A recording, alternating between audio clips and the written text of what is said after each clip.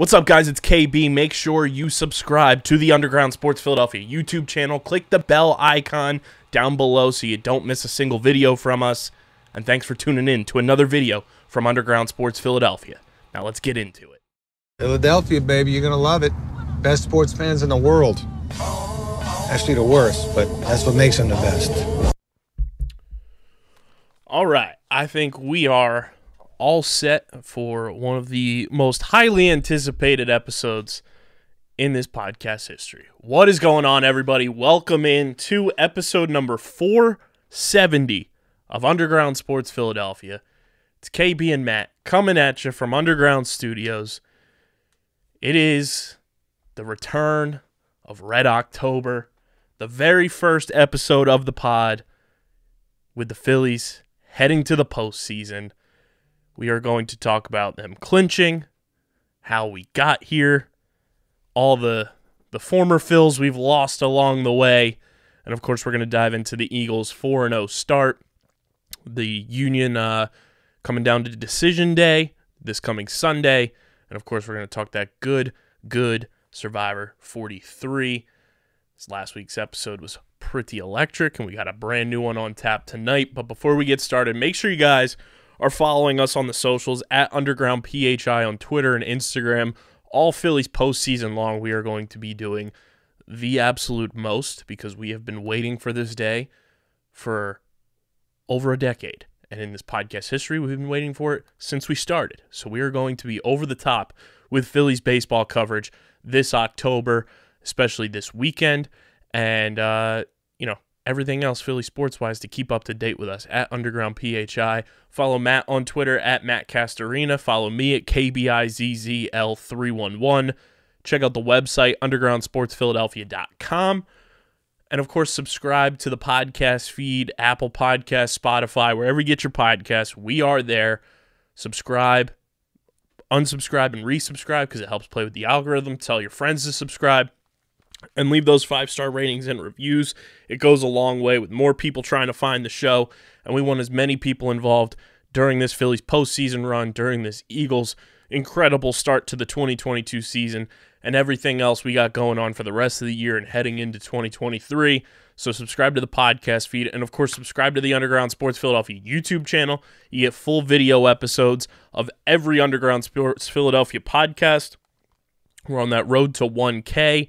So be sure to subscribe, smash that like button, ring the bell icon, comment down below with your excitement for this Phillies postseason, and let's have ourselves one hell of a weekend and one hell of a Cardinals hate week, if you will. Big thank you to our sponsors. Bad weekend to be a Cardinal. Bad weekend to be a Cardinal, for sure. Big thank you to our sponsors who make this show happen. Main Auto LLC, Ducharme's Pro Foot, Security 21 Security Systems, Paul J. Gillespie Incorporated, the Dental Wellness Center of Vineland, Tomahawk Shades, the best small batch eyewear in the game. Go to tomahawkshades.com and use code USP for 25% off your order at tomahawkshades.com. Kenwood Beer, this should be the beer you have on tap every Eagles game day, every single postseason game for the Phils, and 365 days a year. Go to kenwoodbeer.com. Use the all-new and improved Kenny Tracker to see who's got Kenwood Beer on tap in the Philadelphia area. You got to be 21 or older to do so. And, of course, please drink responsibly. And our pals over at Bino. You guys can go to binoboard.com this coming Friday. They're dropping those Premier League boards, Matt. Looking like Arsenal is first on deck. So go to binoboard.com. and use code BINHOUSP, BINHOUSP, for 10% off your order at BINHOBoard.com. What's going on, Matt? Living the dream, Living the Red October dream. It is here. Our long-standing national nightmare is over. The Philadelphia Phillies are headed to the 2022 postseason. The second longest baseball postseason drought is over, although it was the longest for a few days because the Mariners clinched before us. But the Phils are going to the postseason. They do it in Houston, and what an unbelievable celebration in the locker room. Bryson Stott giving everybody the greatest gift that I think will live on forever in Phillies lore, with him going live on Instagram and just going around to every single person in the clubhouse, asking them to hop on the live at the request of all of the viewers. Goes up to Bryce Harper after everybody was requesting for Bryce to come on, gets him on. He's like, all right, that's all you get. This is my live, not number 3's live. Then you have the hangover game. They lose today. 86 wins is the final tally. Matt, you had 85, so they hit your over. I fell just shy with my prediction, but 86 gets it done, and we're going to the postseason. Yeah, last time the Phillies were in the postseason, I could not drive past 11 p.m. So we were 1 month into our senior year of high school, and how fitting is it that playoff baseball starts on October 7th, which is to the day, the final game the Phillies played in the postseason against the St. Louis Cardinals. And that's exactly who they're playing. The St. Louis Cardinals are the opponent, and 11 years ago, Albert Pujols, Adam Wainwright, and Yadier Molina were playing for the St. Louis Cardinals, and 11 years later, they're still playing for the St. Louis Cardinals. Yeah, there's a lot of weird echoes with like this series and that series, and you consider too, like, I think what the Cardinals are trying to do and what the Phillies were trying to do in 2011 and what the Cardinals are trying to do this season. There's some similarities there, and that Cardinals team wasn't amazing. They go on to win the World Series, obviously, as the Cardinals. They were a wild card. They were a wild card. I think they only won 83 games. 83 or 84. It wasn't like, again, they were not a powerhouse, an upper echelon team. Not to say that means the Phillies are going to do this, but every year we get kind of I don't even know if the Phillies beating the Cardinals would be like a screwball type of thing, especially when you consider how the Phillies have played them this season, and that there's really not that large of a gap between the two.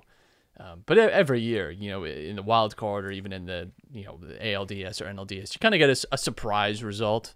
A team maybe you didn't expect to get bounced early does inevitably get bounced early, and I see no reason why it can't be the Cardinals this year. And it would feel really good. It would feel really good to bounce the Cardinals. But they do have narrative and the just usual Midwest magic, dark magic on their side. It's that damn arch. Something about the arch. It's a portal to, we got to really Big Mac land. Yeah, something about that, and something about the way Pujols has played post All-Star break is, I don't know, giving me some bad vibes. I'll say it's quite a shot, if you will. Yeah, weird. Weird how the guy hadn't been good for like 6 years, and all of a sudden he's like amazing. That's weird. They have witch doctors in St. Louis. I have deduced it to that. I'm sure it's fine. No big deal. I'm sure 42-year-olds just randomly go back to being the same they were when they were like 3-time MVPs. Has he worn a dress shirt lately? Does he have the same neck size? I'm sure it's totally cool. All 3 games in St. Louis get started on Friday. First game at 2:07 Eastern time, 1:07 site time because they'll be in St. Louis. And then the other 2 games are 8:37 p.m. starts on Saturday and Sunday. I think overall, like, 1, the Phillies are in. 2, I think this is the best possible side of the bracket to be on. You get the Cardinals, who are a team you found success against this year. Your pitching staff was great against them this year with the 3 guys that are scheduled to go in this series.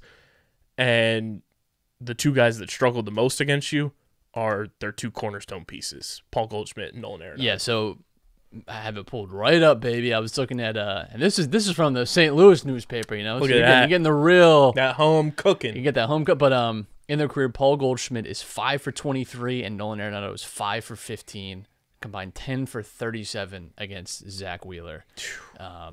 So that's good. That's fantastic. That's how you'd like to start the series. And on the Philly side, Bohm is actually at the Phillies, 8 for 19, 421, 429, 842 slash line, and 2 homers, 3 RBIs, and 5 runs this season against the Cardinals. And Reese this year too, 9 for 25 slash line, 360, 414, 800, 3 homers, and 4 RBIs and 4 runs scored this year. So, they they really have some good guys here, in terms of how they've matched up with the Cardinals, and this year too, like Tommy Edman has gone 2 for 12 against the Phillies this year. Brendan Donovan, who's their current leadoff hitter, went 1 for 14 with just a brutal slash line here. 071, 235, 071 line. So that's incredible. Yeah, and I mean Phillies, even went to St. Louis and won. So that it's not like there's been like a real disparity in how things. Now it'll be different with the playoff atmosphere, and some of these games too happened, especially before Pujols' kind of tear that he's been on, and he's kind of playing a different role earlier in the season to what you expect him to play this year. And both teams have made some like minor tweaks, post like trade deadline and things like that. So everything isn't exactly the same. But yeah, I mean it's a pretty even series. I don't obviously I would say most people and the favorite would be, of course, the Cardinals, right? They have been the better team this year, at least record wise, and obviously have home field advantage for all 3 games. That is a big advantage, and they have again just the mojo on their side. But I don't know, it's not inconceivable to me that this at least goes 3 games. Mm-hmm. I think, and then again, a 3-game series is much more favorable to an underdog because there's a little less circumstance, and you can just get 2 kind of they don't even have to be free games, but 2 games that maybe just go the wrong way, a few wrong bounces. I mean, the Phillies had the exact thing happen to them in 2011. I think you replay that series 10 times, Phillies win that series like 8 out of 10 times. But one of the 2 rolls there got us. The celebration, though, was fantastic. And the way they clinched. Aaron Nola going 6 2/3 of a perfect game. Yeah. I will never forgive NBC Sports Philadelphia's graphic designer for putting the perfect game graphic up on the screen. Like, what are we doing? And then Zach Eflin closing it out. Those 2, the longest tenured Phillies on the roster. They've been here through it all. It's also fitting that, Zach Eflin was traded here for Jimmy Rollins. So, it was like the passing of the torch there of playoff era to this new playoff era. Rob Thompson's speech in the clubhouse was fantastic. Somebody broke it down during it. Throughout his speech, somebody popped a cork on Brad Hand's hand. Bryce Harper let out the longest fuck yeah after Rob was done talking. And then when Rob Thompson goes to drink the bottle of champagne in his hands, he forgot that the cork was still on it and was drinking absolutely nothing. Good for him. Just a really cool, I think, way for them to clinch was to have it be, started by Nola, ended it with Eflin, and really like kind of, put that nail in the coffin of this long-ass fucking drought of playoff baseball we've had with 2 guys who have been through the lowest of lows with this team and now have experienced one of the highs. Yeah, I mean, those 2 and Hoskins have been like the kind of pivotal cornerstone pieces over the last like 6-7 years. So it is kind of nice that they're the 3 that I think, Nola obviously too, I think so much of his career, I think, has had this narrative about his like September play, and I mean, he's also won games in October now. For the first time. I loved Ruben Amaro Jr.'s tweet. He said, "To all the people who said Aaron Nola couldn't be a big game pitcher, can kiss my ass." Yeah, well, don't really want Ruben Amaro Jr. on a soapbox, but I mean, yeah, it's just it's nice to see those guys kind of get their moment as well. And it's just great to have the playoffs back. It's cool to be able to care about like wild card weekend again and like kind of dream of, being in the NLDS again or the NLCS. Like, I just think, baseball is a weird sport, and so often we see those 100+ win teams. Not again, bring it up again. The 2011 Phillies, and the 10 Phillies. We say it all the time that 2008 Phillies team wasn't even the best version of that era of the teams, and yet they had objectively the most success. It can just work that way for you, and we've seen that over the last 15 years. Really, that obviously teams like the Dodgers, teams like the Braves, the Yankees, and Astros will always have. They'll be favored, of course, and that's fair and reasonable, but there's no guarantee that those teams win it. If you had said, even at the start of the playoffs last year, if the Braves were going to win the World Series, I think people would have said 3 or 4 teams ahead of them before you would have gotten to the Braves. And I don't think that's being revisionist. I think that's just how it was. And again, not to say the Phillies are that team, but it's just once you get to the playoffs, and I said it in March that I could believe more about this team winning the World Series than I necessarily could about them making the playoffs. And now that they're here, I still feel the same way. If this team, and they've Schwarber really lit it up in the last few weeks. JT's been on a tear, like pretty much, I don't know, like since 3 months. Yeah, like July to now. JT's been great. I think the only worry is that Bryce has still not looked great, and you'd prefer to have him playing his best baseball now, but you're worried about like his health. But yeah, I think there's a lot to be positive about for this team in this series. The negatives I think would just be going to St. Louis. That sucks. I would say bullpen is definitely a concern for me. Again, maybe in this series doesn't show as much, but should you make it out of this series, that's a huge red flag, I think, for the Phillies, just in terms of injuries too. I mean, not even just like performance, but they've got some injuries at a bad time now, and some guys haven't looked great coming into the especially closing Sir season.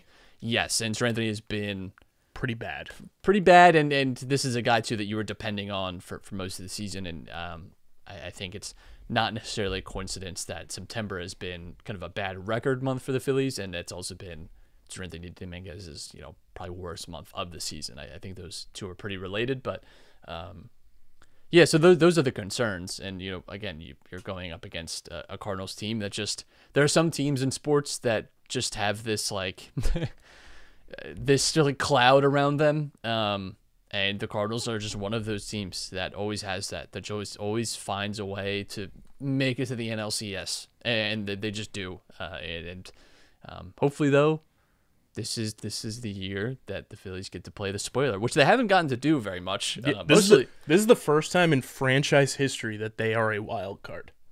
Yeah, I mean the other 14 times that they've made the playoffs, they got in as the division winner. In any other year, they wouldn't be in the playoffs right now. But in the other 14 playoff appearances, so stupid that this is only the 15th time they've gone to the playoffs in being around since 1883. Well, I read that this is only the Mets' 10th appearance in the playoffs. And they've been around, I think, since 1961. Yeah. Philly's been around since 1883. Yeah, once you get to counting, I mean. I do have a fun game here for you involving the Phillies bullpen with a very interesting and statistical tweet from one John Stolness from Hittin' Season, one of the best Phillies podcasts out there. Yeah, so in 60 seasons, they've made the playoffs 9 times, but I think that's not counting this year. So I think that this is their 10th time being in the... And we'll get to the Mets. We will get to the Mets. But Matt, I'm gonna give you the one clue here. This does not include Jose Alvarado. So potential closing options in the playoffs for the Phillies with their stats over the last 14 days. I'm gonna rattle off the stats for you. You try to tell me which pitcher it is. Number 1, an 8.31 ERA, an 8.42 FIP, a 12.4 walk per 9 ratio, and an 8.3 Ks per 9 ratio. That is Cy Gibson? Unfortunately, that is Sir Anthony Dominguez. Yikes. Granted, not good when you're confusing the two. This is a 2-week stretch. Okay. So this is over the last 14 days, and he tweeted this morning. Pitcher number 2, a 1.8 ERA, a 5.31 FIP, a 12.6 walks per 9 ratio, and a 9.0 K per 9. Is that Bailey Falter? That is David Robertson.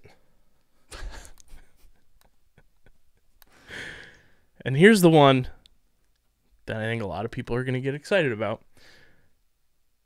And I think if I had my choice, he would be closing games in the playoffs for me. A 1.59 ERA in 5 2/3 innings pitched, 0 walks, and a 9.5 K per 9. Is that Eflin? That is Zach Eflin. Yeah. I mean, Eflin is... He's become a weapon. It's just... I don't want to say it too loudly for fear that his knee will hear us, but... I mean, Eflin's, like, comeback has been a big part of the Phillies like stretch here. And without him being there, I would be probably more worried than I am. But again, in a 3-game series, I think you can make it work. 100%. And that's really what I'm so focused on is getting out of this series hopefully, and getting like home games in Philly would be great to have. I think it would make just all of it feel a little more tangible too and concrete. So hopefully we get there. I don't know if you saw this. It's a snippet from Bryson Stott's Instagram Live while he's on the hunt for one Gene Segura, who, congrats to Gene and JT Realmuto. They are no longer the 2 longest postseason-less baseball players in all of baseball. They were the 2 active players who had played at least 1,000 games and not been to the postseason. That streak is over. And then number 3, even though he's not active, is also a former Philly. It's Mike Franco. But this was Bryson Stott looking for Gene Segura in the clubhouse during the celebration, and it was hilarious. Where's Segura? Where's my love? Say my life. Dímelo. Quiero que. We in 2,000 people, man. Damn. You're real famous. For you, they want you. Oh my. Oh my God. Oh my. Gene Segura might be the most wholesome player on the Phillies. You gotta love him. You love John Middleton being in the clubhouse, getting doused by his wife with champagne. Jim Salisbury getting doused by Nick Castellanos. And that brings us to this. Before we get into #LolMets, just think about the journey we were on this season alone. We go from Alec Boehm saying, I fucking hate this place, to Jim Salisbury versus Nick Castellanos, Matt Gelb versus Jamie Apodi, Bryce Harper going down 2 months into the season, Gene Segura being out for 2 months, Wheeler missing 2 months. Like, this team overcame, I think, the most adversity of any of like this 2018 to 2022 Phillies, and just fucking put it together.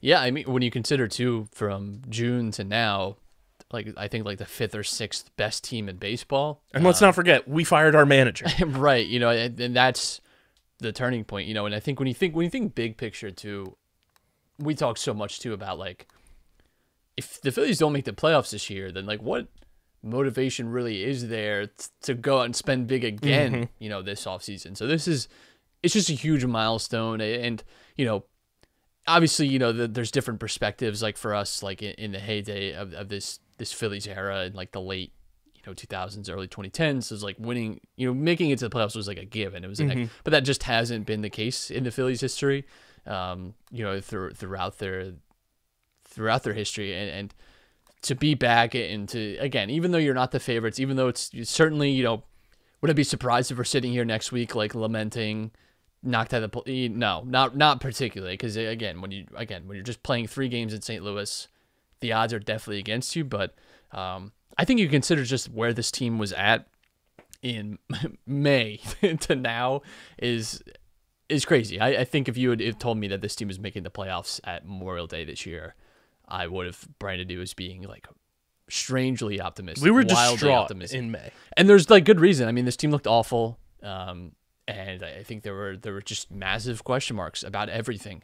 And getting rid of Joe Girardi was like the most important transaction I think the Phillies have made in the last 4 years. I mean, because honestly, I think if you don't get rid of him, if you don't get Rob Thompson, who's turned us around so well.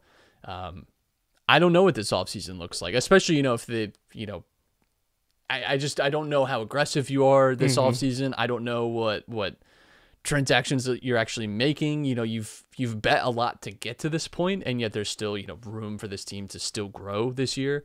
There's still like young guys to bring in, right? There's still a lot to be like hopeful about, but I think another year of like no playoffs at all would have really, really, really set this team back. And I think the fan base too, for like expectations. I mean, we almost had it. I think a lot of people were really, really tight buttholing it. I don't know if we'll say this anytime again in the near future.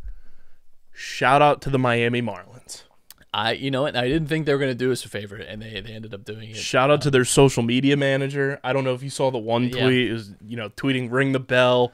They tweet the clip from Avengers Endgame of the Marlins, grabbing Thor's hammer and smacking Thanos, and they put the Brewers logo over Thanos' face. What did Rob Thompson say? He said, "Don is a good friend of mine." I think, we are all Don Mattingly friends. Enjoy your year away from the game, Don.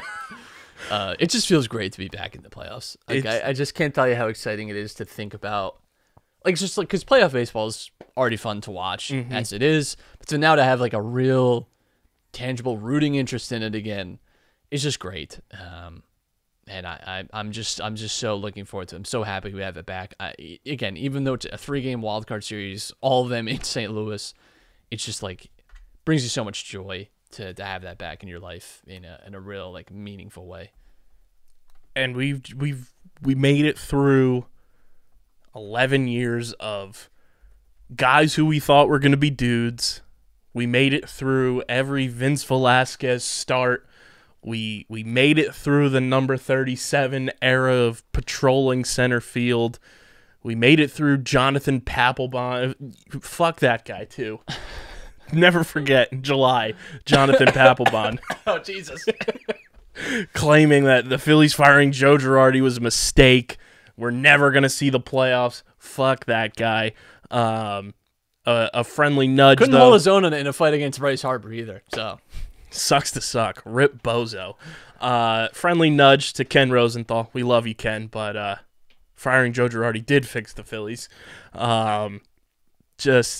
It felt like such a big fucking weight lifted off the shoulders of, I think, not only this team, but the fan base, like you said, and like really starting to believe in what this franchise is going to be capable of. And I saw a great tweet, I believe from our good friend Mark Kramer on Twitter. He said, the Phillies making the playoffs this year is great, but it's going to make this team better next year because now this decade-long drought is over. They don't have that pressure on them anymore, and it's only going to help them improve now that they're going to get the playoff experience as a team. They don't have that narrative around them anymore, and it eerily reminds me of last year's Eagles team, where it was like, all right, new coach, let's see what happens.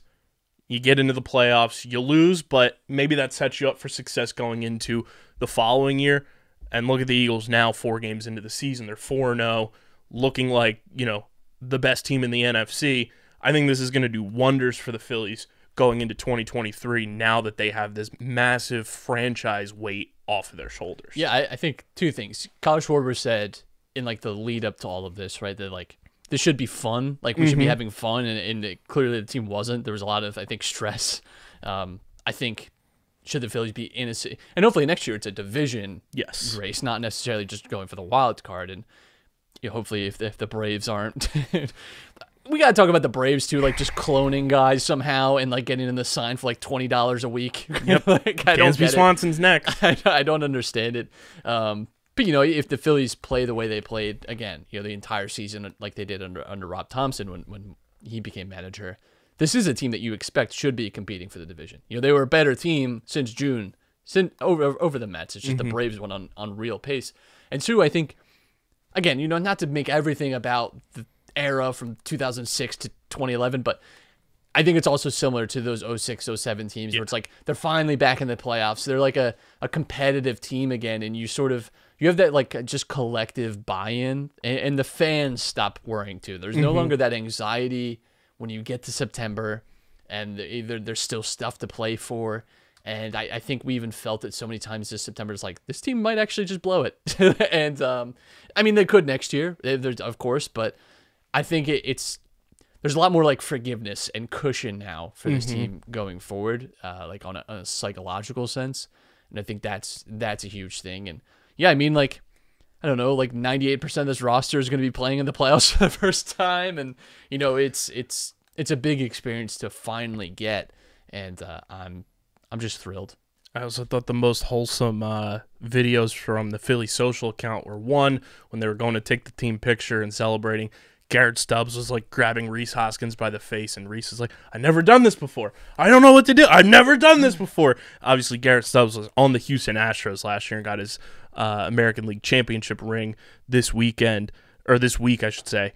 And then they also tweeted out a video, the Phillies official account of Rhys Hoskins just screaming, "We did it! We did it!" I'm just happy for Rhys too. Like, he was on the verge of tears in the post-game interview too, and like the amount of shit that people have given Rhys Hoskins that has been unwarranted for the most part. Like, sure, has he gone through some cold streaks? Absolutely. But the amount of people who have called to trade Rhys Hoskins, get rid of this guy, when he has been the epitome of a team leader, a leader in the clubhouse, a franchise cornerstone who was kind of the first, like, it was him and Nola that were the first, like, homegrown prospects to get called up during this rebuild era that they went through. And he stuck it out through all. He's made Philadelphia his home. And just to see Rhys get that satisfaction of finally getting to the postseason is so freaking cool.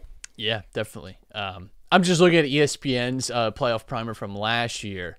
In the Braves were given a 45.4 chance to win in the NLDS against the Brewers, a 33.2% chance against the Dodgers, or 34.2% chance against the Giants in the NLCS. So, you know, anything can happen. Anything can happen. I just say, you know, they went on to win. So shout out to the Phils. Let's have ourselves a weekend. But we would be remiss to not talk about the New York Cicadas, a.k.a. the New York Mets. Let's meet them, Matt. Let's meet the Mets. As you called so gracefully months ago, how great it would be if the Mets choked away the NL East to the Braves, ended up being a wild card, and then would be on the same side of the bracket, waiting for a date with either the San Diego Padres, who they will see in the first round, who we mentioned last week, they went 2-4 against in the regular season. And Not if they somehow find a way, they've got a date with the LA Dodgers. And due to them fixing up their rotation for that lovely 3-game sweep that the Braves pulled off, if they are to make it to that matchup with the Dodgers, they would only get one go-round of their big 3 pitching rotation. Tough, man. Tough scene. The Mets win 100 games, and they don't win the division. Mets fans, stupid Braves. Mets fans declared the NL East over in May. Tyler Matzik, who's a reliever for the Braves, tweeted at one of the New York media people and said, "Now the NL East is over," and added him. I hate the Braves, but man, is it fucking hilarious that the Mets choked this away when they were in the lead of this division for all but like a week. Yeah, I think, I can't remember the number, but it's like the Mets have been top of the division like 298 days over the last 2 years, but have not been able to, you know, obviously finish the season as the division winner. And, you know, I want to call it a choke, and it like sort of is.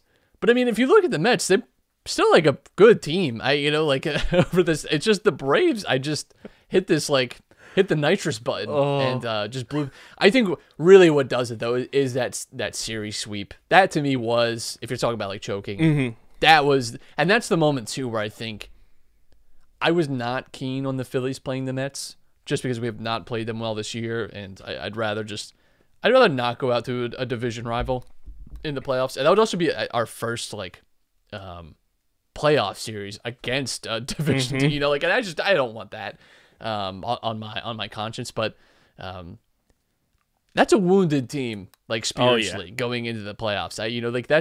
That's not the best headspace to be in. And it's strange because as good of a team as they've been this year, that's just this is a team, if they I don't know how they're gonna deal with adversity. Nope. I don't know that they're quite built that way. They're mentally beat. And you'd say one of their biggest strengths too is that 1-2 punch, and the fact that that's going to be slightly diminished, in terms of how frequently you're going to get to see it.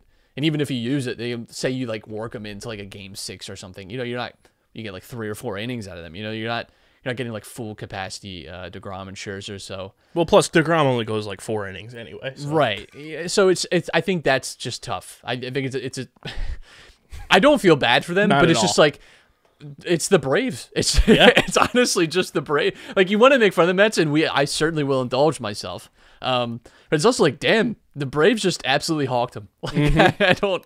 There's really nothing more to it. It's literally the SpongeBob meme with SpongeBob and Patrick running. Yeah. And the lasso's coming for him. The lasso is the Braves. One of my favorite Corey Brewer memes ever was.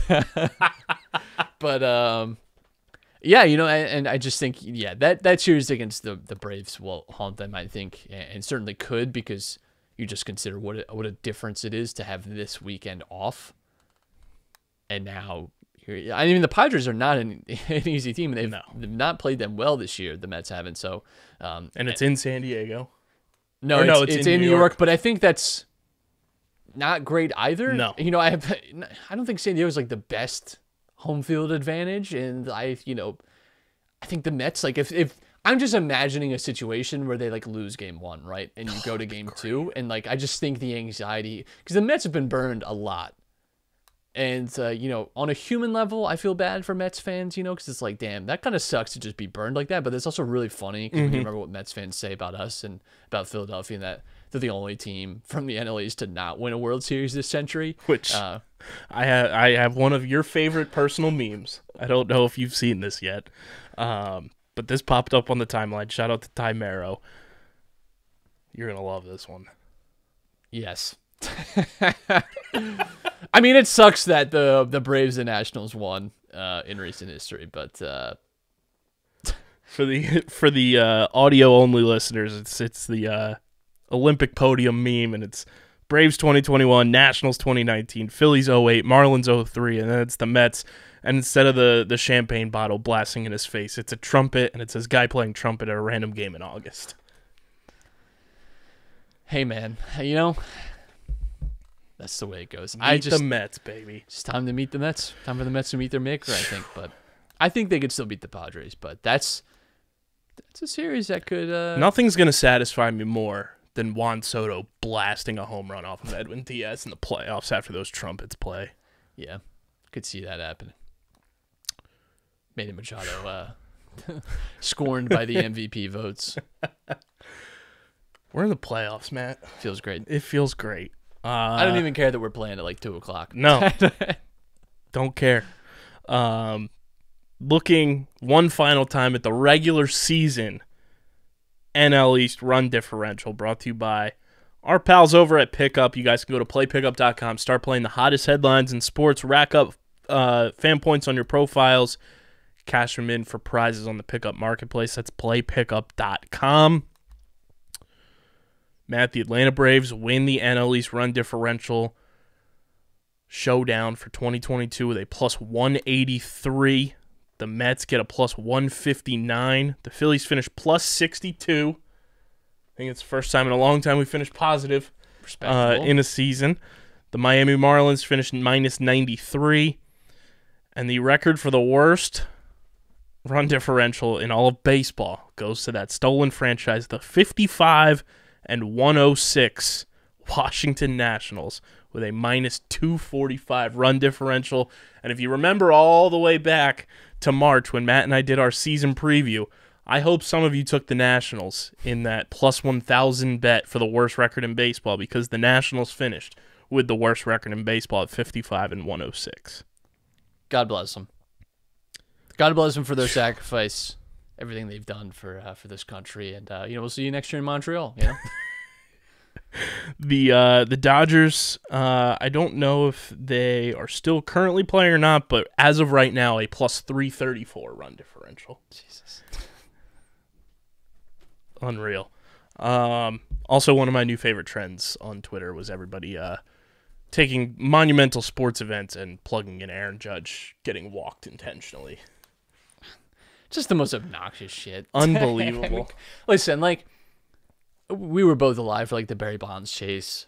And that makes sense, because that's, like, a truly historic moment. Not to downplay what Aaron Judge has done, because it is, like, impressive and it is history to be made.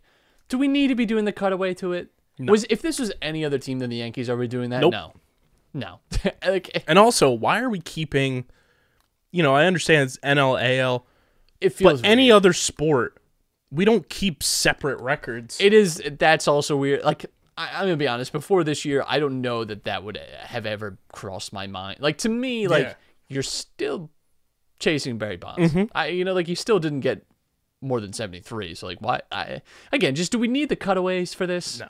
I think of all the historic sports moments I've seen in my lifetime, and, like, I think, again, Barry Bonds was the only one that I can remember that had that type of every day. I remember SportsCenter, like, waking up to, like, them showing every single, pitch. And we were a little bit younger when it happened, but the McGuire versus Sosa stuff was the same type of instance, but I don't know. Like, again, if it's not the Yankees, I don't think anyone cares about it like that. And by the way, talk about fumbling the bag from the Yankee sense, because damn, it would have been nice to lock Judge down. Has there honestly ever been a better, like, contract year? Like, I mean, it's like, what more could you have asked from him? His agent has to be, like, just swooning. Oh, 100%. And also, this would only happen because it's the Yankees. Did you see who caught home run ball number 62? I did not. It's some, like, corporate fat cat who's worth, like, $1.37 billion. Of course. Well, that's how much it costs to get into the stadium to catch not even the all-time record. Hey, at least it wasn't the home run YouTube guy. I saw an article that the auction house apparently set it like price like $2 million for the ball. So, by the way, sell the ball. Don't settle for their dumb. Yes. Not that person needs the money, I guess. But the kids who caught 61 or 60 or whatever it was were just like they gave the ball to him in exchange for like a jersey and bats. Total morons. Total. There was a Mark McGuire home run ball that I think the guy like was trying to negotiate, and he was willing to give it up. All he wanted to do was meet Mark McGuire. Like, they were like, we're gonna hook you up with like jersey and stuff and all this. He's like, cool. I just and I'd really like to like just like meet Mark McGuire, like just like shake his hand. And Mark McGuire was like, no. He's like, well, I'm gonna fucking sell this baseball for $3 million, and that's what he did. Don't give them the ball. Sell it. Yes. It's $1 billion company. They can, if they want the ball, they can go out and buy it. Exactly. Do not give it to them for like a $120 shirt. That's the worst trade deal ever. Get a grip. If you catch a historic home run ball, call me, and I will advocate for you. Oh man, I'll take a 1% commission. But for the Phils, it's looking like it's going to be Wheeler, Nola, Ranger, Suarez, and then I think for the Cardinals, Game 1 at least, it's shaping up to be Miles Michaelis on the mound, which I'm not sure how he played this year. I know he's been up and down. So I think they mention him in the article, how he's done this season. So he's 1-1 with a 2.13 ERA and 2 starts against Philadelphia this season. So I mean, pretty good, all things considered.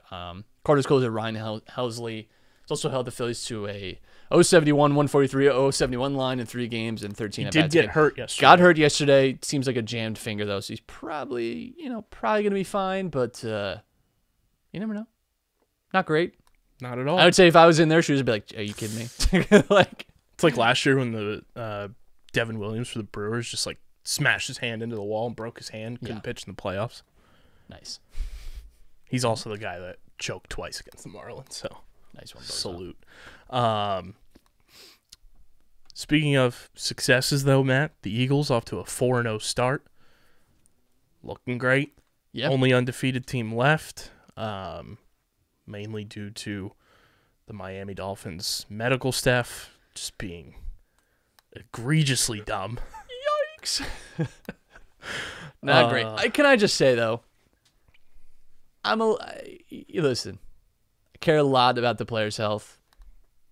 Here's the thing. There's so much like speaking out of both sides of your mouth with all the concussion talk, because concussions are an inherent part of the game. It's a violent sport with 100% chance for injury. I think all the time of the Zach Taylor Players, ironically another Dolphins player, but like his Players Tribune article where he talks about all of like the things that he was doing, like the blood bag he would have to wear during a bat, like all this like crazy stuff that these guys put their bodies through, the drug abuse that these guys go through, the painkiller addictions, you know, the concussions, the CTE, all of it. Like, I'm just kind of tired of like this. Like last week has really exhausted me on it. Like, obviously what the Dolphins did was wrong. And we can all agree on that. And Tua should not have been playing at all that game. I think that's reasonable to say. However, it's the entire sport. Like, there's so many incidents like this that you'll never hear about. The only reason we are hearing about it is because it first happened in a very like primetime game on that Sunday, and you had kind of a very like obvious moment where it's like, yeah, he's like not right. And then, you know, he obviously, it's a very scary incident too when he gets knocked out that way. He has like the fencing like response, and like that's always scary because that means like you've really like your brain is really suffering. And it's not, you know, it's clearly not good. You know, like I'm not defending it, but it's also, what do you want? That, you know, like this is what football does. Like you know, it's a systemic problem. And John Harbaugh's like taking shots, and it's like the quote tweets where Joe Flacco getting absolutely murdered on the field, and he was playing next week. Like, I'm just tired of the hypocrisy about head injuries and injuries in general in football, because I don't know, like Ryan Shazier, like, you know, like think of these guys, it's these types of injuries are inescapable from the game. And you're not even just talking like the very obvious concussions like you saw with Tua. Tom Brady was talking about how he's probably had hundreds in his career. And like, you know, he would go home. He's still coming back for more. Right. And maybe that's part of it. Who knows? Like, but like, you know, and his wife would talk about how like, yeah, he would like just like wake up in the middle of the night and not know where he was. It's like all this stuff that happens behind the scenes that we'll never even hear. It's so much worse. It's like, however bad it looks there, it's so much even worse behind the scenes. And I wish that we could just like have that discussion instead of just blaming and like wanting to like flay Mike McDaniel, who, by the way, like, also, if the medical staff clears him, what do you want them to do? No one's going to like pat Mike McDaniel on the back for sitting Tua, because guess what? His job is to win. And if you can say it's right or wrong, clearly, you know, we can all see that he probably shouldn't have been cleared, but he was cleared. Right. He's not the medical assessor. Like, and obviously no player is ever going to say, no, I don't want to play. You know, like, right. Some circumstances, yeah. And no coach would be like, well, yeah, I'd rather have my starting quarterback. And if the independent neurologist says that he is cleared and the to NFL play, is going to run with that fucking that independent. Yeah, he's scapegoated already. He's already been relieved of his position. And he probably should be, you know, 100%. As someone who's not a neurologist, I would look at someone like that and be like, you should probably. I think the biggest shit that Mike McDaniel should be catching is that he gave a quote that he and Tua were watching a movie on the plane. MacGruber, of all movies. Is Tua just Michael Scott? Like, I mean, it's clearly it's wrong. Clearly, like, you know, like their like the investigation will find its way, and I think if there's wrongdoing, it should absolutely be punished. But I just wish that we would talk about how football is like this behind the scenes in way worse ways that we could ever imagine. And like, I think about this all the time too, especially because I play a lot of fantasy. You ever look at the injury report for the injuries these guys have? Yeah. Like, for 99.999% of people, like the injuries that these guys are playing professional football through would have you home from work for 2 months. Can we talk about J.J. Watt going into AFib this week and playing? How is he medically cleared? This is like, again, not to make a joke about brain health, but it's like we're not worried about the guy who just had to get resuscitated. Like, I mean, not resuscitated. Like, it was a regular heartbeat. Whatever. I mean, come on. You know, like, we're not going to give any, like, due diligence to the guys that are leaving the game with painkiller addictions, and that we drug these guys up to get them out there every week. You know, like, I don't know. Like, yeah, it's why Brett Favre's stealing from welfare. Right. But I mean, yeah, like Aaron Rodgers was talking about like how he was playing on Percocet. Mm-hmm. And I mean, like, and God knows what else. And exactly. Like, I wish we could just, instead of just trying to slam dunk on like whatever the moment is, I wish we could have that like broader discussion about like, yeah, football is like just an inherently like dangerous and unsafe sport and not friendly to players' health in any way. Mm-hmm. You know, like it's not just Tua and concussions, it's everything. It's like you talk all the time about how these guys have like the average NFL career is 3 years. Why is that? Like, you know, like it's because you literally just destroy your body. And I don't know. I think it's weird to dunk on just this example. Yeah. Although it is an example, I think that really needs to be made because we have to take these things seriously because it's so pivotal. But I think the whole sport is rotten in that way. You know, you cannot separate concussions from everything else that is wrong with the NFL, and you know, and how bad it is for their health. It just objectively is. Yeah. Justin Herbert's playing with broken, fractured rib cartilage. Any other human has that, they're not showing up to work for like 2 months. On the same team that stabbed Tyrod Taylor and punctured his lung. Right. Which, by the way, is like a thing that can go wrong in that procedure. And they're just like, and they're doing, okay, like if you were getting that kind of injection, you would be taking off work. You'd be like scheduling around like a long weekend. This dude was getting that procedure before playing a football game. Like, come on. Also, did you see in the Eagles-Jags game when Jake Elliott got smacked and then they cut the camera to, he was like popping pills? I was watching the Vikings-Saints game Sunday morning, and one of the linemen's getting like smelling salts on the side of the field. It's like, oh, gee, I wonder what happened. I wonder why he would need smelling salts. Those are weird. Not fun. But the Eagles 4-0, heading out to Arizona to take on Kyler Ben Simmons Murray, Zach Ertz, and the rest of the Cardinals. And, you know, they're doing the media tour this week, too. Jalen Hurts on the Manning cast, Nick Sirianni on the Pat McAfee show today, which was, if you missed that interview, highly recommend going and watching it. Sirianni curses during it, and it's hilarious. They had Ty Schmidt doing his Nick Sirianni impression, and they play rock, paper, scissors against each other. It was an electric interview with Sirianni. Talked about getting flowers thrown on him last year.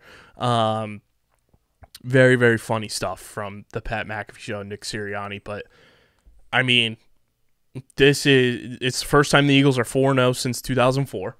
It is the first time since 2004 that they are the last undefeated team in football. And they look like the most confident, poised, and talented team in the NFL right now. Yeah, you don't want to get too carried away. But they do have the easiest schedule, and you know they could be the first team to go 17-0. So you know, like that's take that, Tom Brady.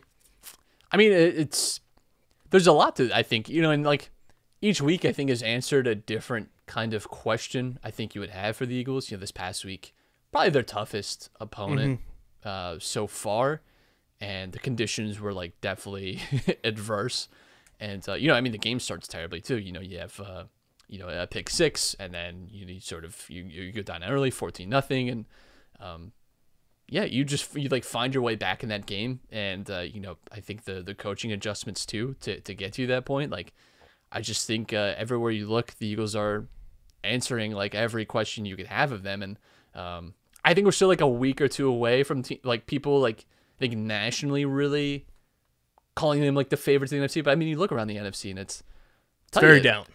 I would say it's, to me right now, like if I had to pick who are the two teams I think are the best in the NFC right now today, it's the Eagles and the 49ers. I think those have been the two teams I've watched the most. I'm like, damn, that's like they have like elite ability, and like the 49ers defense is like absolutely unreal. I like, not that the Rams have been, you know, smoke shows like they were last season, but I mean, could not do anything against that 49ers defense. Stafford looks terrible. Stafford looks bad. That offense is not clicked in the way that you'd hope.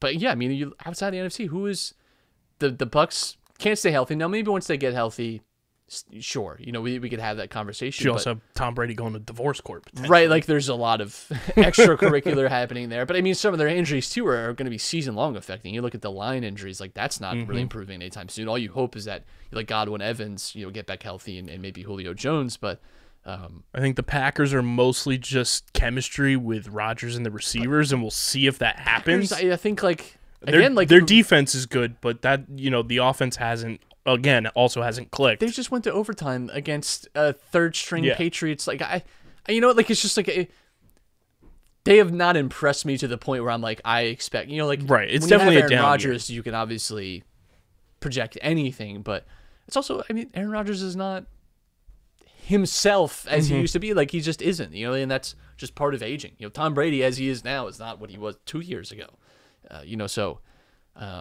Again, this is just at this point in the season, those have been the two teams that I think have impressed me the most in the NFC all around. And, I think are just kind of built for that, deep playoff experience. But anything can change, through the course of the rest of the season. And who would have predicted this too, by the way? The NFC East, by record, is the best division in football. Which, I mean,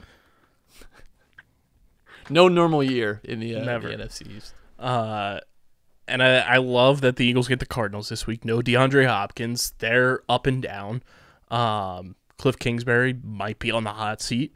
And, if you win this week, which I just had Johnny Venerable from PHNX Cardinals on Eagles Enemies today.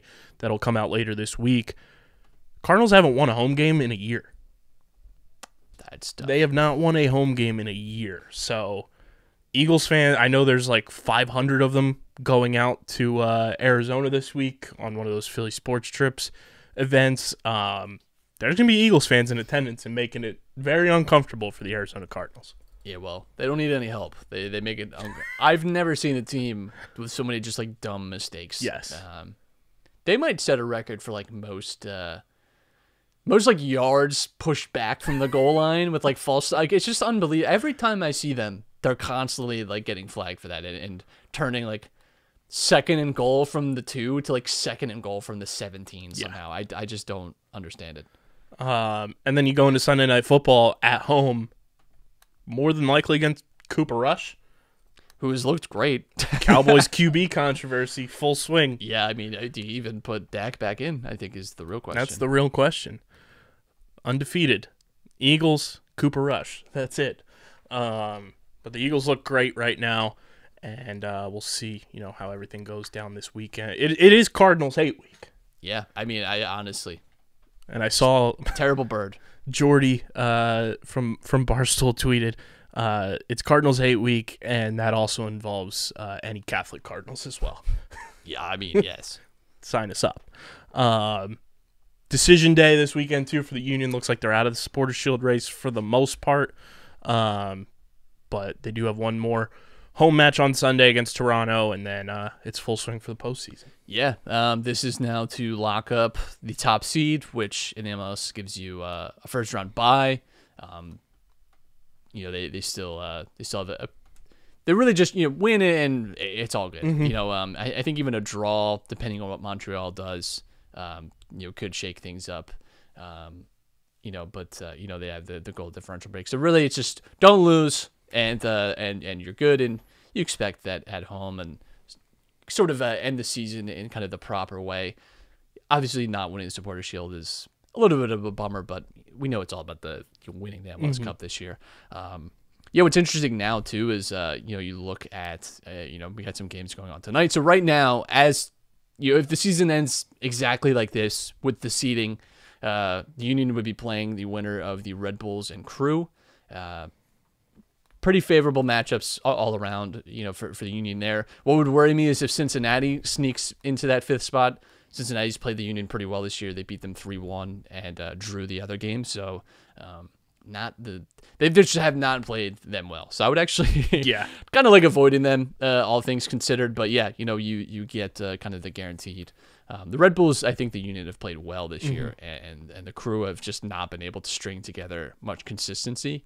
So, we'll see what decision day brings us. This could obviously change in a very big way. But those are the two right now that you'll be looking at for the Union in the first round. And yeah, first I think getting that bye would be huge because it puts you right in the semis. You win one game and you're back in the conference finals, and that's you obviously have that at home too. It's the redemption tour for last season. Yes. Matt, let's get into Buffs and Snuff Survivor 43. And last week's episode, I just finally got a chance to catch up today, thankfully. But overall, I thought it was a really good episode, to follow up the premiere. And lots of chaos, lots of question marks around a lot of people. New Beware Advantage, thing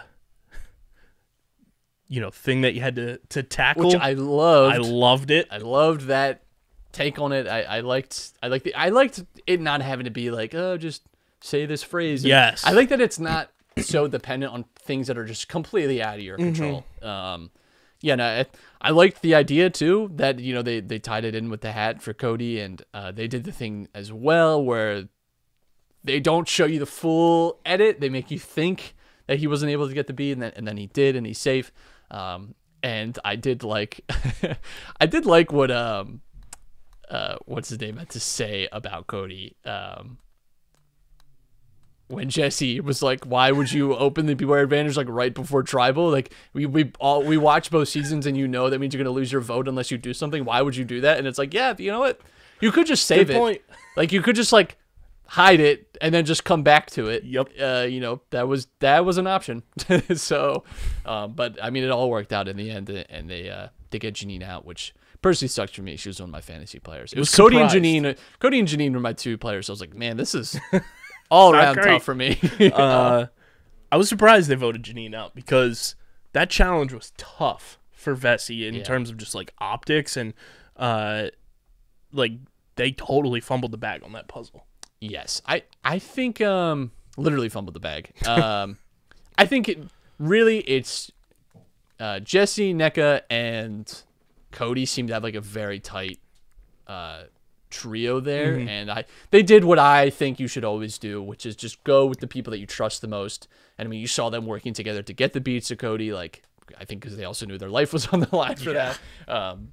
I just that's the way you should play it, and clearly, he was not, in that circle of trust. So I respect it. Also, like the challenge. Challenge is cool. The 400-pound survivor snake. We've seen that before. I feel like we haven't seen that in a while. It's been a while. But I like that being like early on too. It was more of a team challenge, and puzzles. You live and die by the puzzle in this new era of Survivor.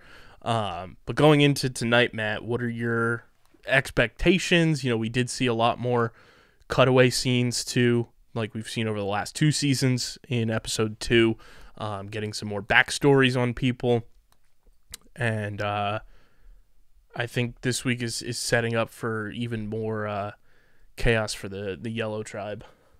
Yeah. I think for this week, we could see I think we got teased really about the relationship between like Jesse and Dwight, and maybe that's a little frayed. I don't always trust the previews, right? Because I think a lot of times they know what they're doing. They're smart. They know the edit. I think Carla and that tribe seems to be like probably where we're looking this episode. And I don't have a great read on them because we just simply haven't. They seem very similar to season 41, like Deshaun and Danny's tribe. Yeah, that blue tribe to start. They were just winning, and just nobody cared. Yes, the negative part about winning for like your first 2 or 3. And oddly enough, they are the blue tribe as well. Right. There's no point in really showing because they're not going to tribal, so the story really isn't as irrelevant there. So yeah, it's hard to say. I'm not even sure like who who is truly allied with who there, because you never really know until you get to see, like, especially when you go to Tribal. It's great for our boy James. Yeah, good for James. He seems to be in a good spot. Anytime I've seen him, he seems to be in well that, in that power foursome too that they kind of lightly touched on that tribe. So that's solid. Some of the backstories were pretty interesting as well in this episode that they cut away to. So I'm intrigued to see more of those, like we've seen over the last 2 seasons as well. Is it Giovanni is the one guy on the Blue Tribe he came out as gay to his parents and then was homeless, like wild story, and then Cody, like his best friend passing away. The backstory thing, I think we touched on this when we started talking about Survivor again. Like, we missed that from early seasons, and now that it's back, it's a very cool piece of the season. Yeah, definitely. You like to see them more as people. I don't know why the Survivor website is like not up this year. Right. Like I don't know what the hell is up with that. Come on, Jeff. Like I constantly have to like relook and like refamiliarize myself with like the tribe. It was so easy the last 2 years. Yeah, so Coco is the Blue Tribe this year, and I just have a feeling that they'll be going to Tribal tonight. I don't know what it is. Maybe that's just total misdirection, but we do not have a great read on them because we haven't seen them go to Tribal yet. So you never really know. And was it Grabler? Is his name? Yeah, Grabler found out his idol last for his first 2 tribals, so that's pretty good because, I mean... He's going to need it. Imagine, too, you're in a situation like, Deshaun's tribe, right? Like that we were talking about, where you win maybe your first 4 and you don't go to Tribal until there's already, like 4 or 5 people gone and, you're safe for 2. Yeah. And it already seems like there's some... discourse among that tribe too from the preview going into this week. Definitely. So anytime you're searching bags and it gets back to that person, you got to do the bag searching discreetly. Yes. So we'll see what happens tonight, but it's been a pretty solid, I'd say, first 2 episodes of season 43. Yeah, liked it so far. Still trying to get our reads, but obviously our 3 up, 3 down will come back once we get those reads. But that's all we got for you guys. Red October is here. Make sure you guys are following us on the socials at UndergroundPHI, Twitter, Instagram. Follow Matt on Twitter at Matt Castorina. Follow me at KBIZZL311. Check out the website, undergroundsportsphiladelphia.com. Subscribe to the podcast feed, Apple Podcasts, Spotify, wherever you get your podcasts. We are there. And leave those 5-star ratings and reviews. It does go a long way for more people finding the show. Subscribe to the Underground Sports Philadelphia YouTube channel. You get full video episodes of every Underground Sports Philadelphia podcast. Smash that like button, ring the bell icon, comment down below your excitement for Red October, and be sure to tell your friends to subscribe. And Matt, final prediction going into this weekend. Will the Phillies be playing in the NLDS? God, I hope so. You know what? Here's the real question. Will it go 3 games? That was Saddam. Because I texted him LMAO. He said, "You did not laugh your ass off. I'm watching you on Twitch." Well, look at that. Got him. I think my mind is telling me the Cardinals are going to win. Because I think, as much as you don't want to say, they're probably the better team, and you had the home field advantage. My heart and my body and my soul are telling me that they are the team of destiny. I really think we can be back here next week previewing a Braves. Phillies Braves. Which Christ, might have to go get some Prilosec for that one or something. But yeah, I really think they can. I believe in them, and I'm gonna roll with them. I think Phillies. Phillies win series 2-0. I don't even think we get to game 3. I think you save. You save I like Ranger. our pitching. I'll say that I like our pitching matchup in this 3-game set of Wheeler Nola. Yes. Also favorite drought Philly of all time.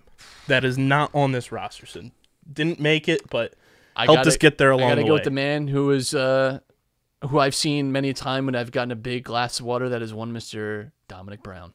There it is. Always, I got one of those souvenir cups with a big Dom Brown on it. So shout out to Dominic Brown. I am going to go with a guy who we just saw this weekend. And you probably think I was going Mike Franco, which I love him. But when the team needed him most, you call Hector. Shout out to Hector Neris, also going to the postseason, just with the Houston Astros. And, Hector was underrated here, as we have said many a time on this show. Shout out to our sponsors, Main Auto LLC, Ducharme's Pro Foot, Security 21 Security Systems, Paul J. Gillespie Incorporated, and the Dental Wellness Center of Vineland, Tomahawk Shades, Pickup, Kenwood Beer, and Bino Board. This weekend, tweet us your pictures of your Kennies, tag Kenwood Beer in them, and let us know where you're drinking your ice-cold Kennies from during the wild card weekend. You got to be 21, though. And, of course, please drink responsibly. But all of their info is linked in the show notes on audio and in the description on YouTube. The drought is over. This has been episode number 470, a Red October celebration edition of Underground Sports Philadelphia. Let's go, Phils. Let's go, Birds. For Matt, KB. Till next time, we're signing off. Peace.